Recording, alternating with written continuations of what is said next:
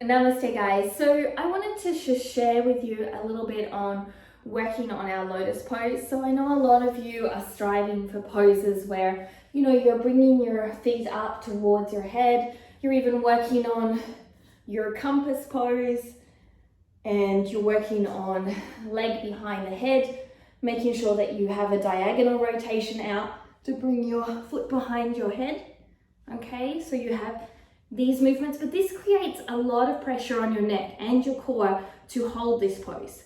So what's very important to understand is that you have to be gentle on your body to create these types of poses. It's not something that happens overnight, and it's not something that happens for me every day. Some days my body feels sore, some days one side, so this side for me here is not as easy as the other side.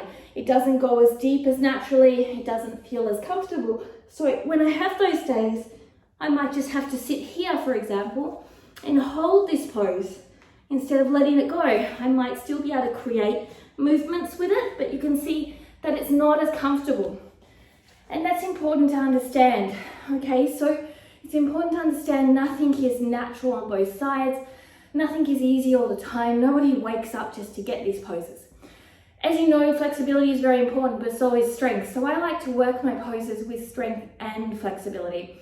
So I want to show you how to start to walk towards lotus pose in your handstand, okay? So firstly, we need to get either a figure 4 or a half lotus comfortable.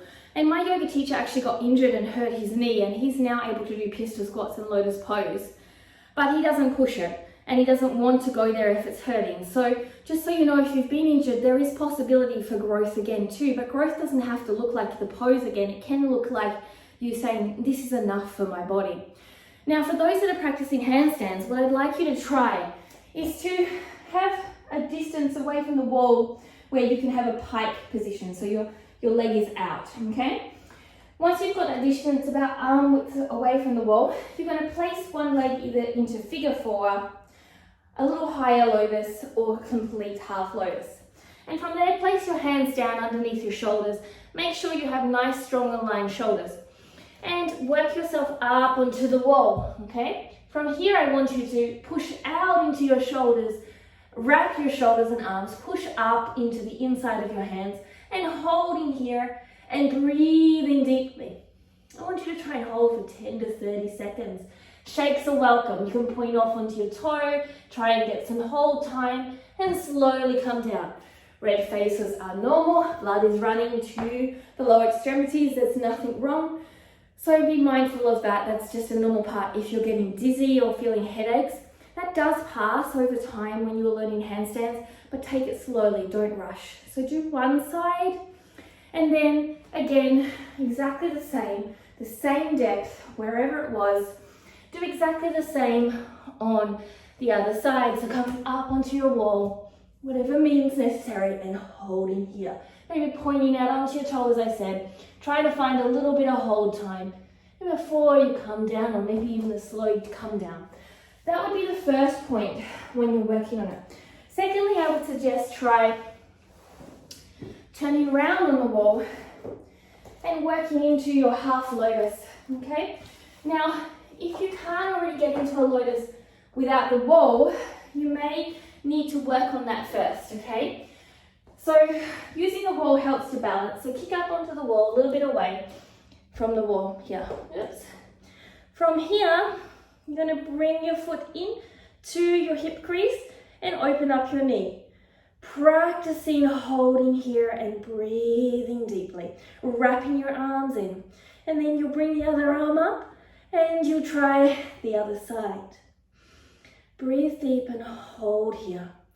Now, if this feels comfortable, that's when you can start to work. And if you have a practice of bringing your legs into the lotus, then you can start working on the ability to come up into moving into lotus, full lotus on the wall.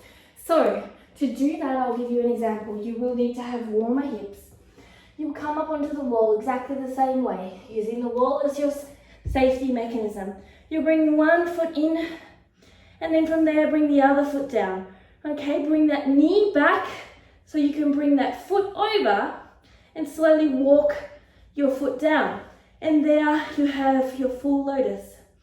And you try it on both sides. One side is always harder than the other, okay? Coming up and practicing just jumping first. Seeing if you can get that hold. From there, practicing jumping and coming up into the hold.